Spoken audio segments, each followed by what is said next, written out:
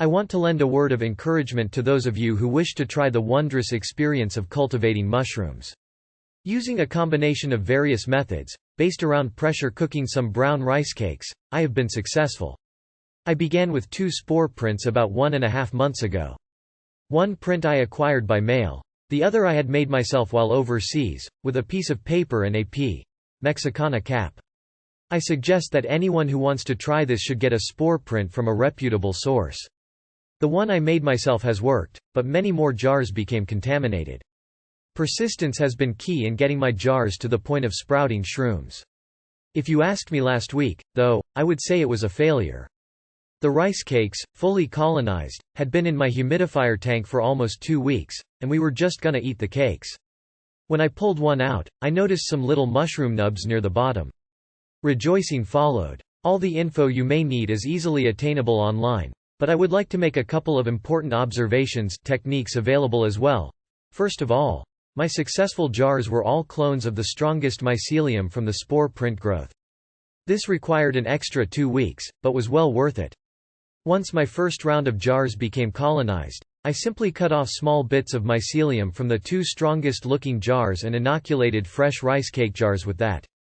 These jars were colonized completely within 2 weeks and turned out to be very resistant to my sometimes careless handling, which likely introduced contaminants. These are the jars, with the exception of one earlier run and one, Mexicana, I saved, that are fruiting right now. This leads me to my next observation. Getting the cakes colonized was relatively easy, but fruiting? They took their sweet time. Hey, I'm in no rush, but it was disconcerting, wondering if the cakes would succumb to infection before bearing the sought-after fruit. The jar to fruit first was one that I didn't pop out of its jelly jar and set in the tank. It was one that I left in the colonization jar, due to one small exposed patch of rice. Well, condensation ran down the inside of the jar, and this wet spot was where the little shroomies first appeared, not on top, as I expected. When I noticed these little guys poking their heads up, as we were about to eat the cake, since we thought it wasn't gonna grow, I popped the cake out onto some vermiculite and into the tank. Lo and behold, all the cakes, which are not all the same age, began fruiting within a day.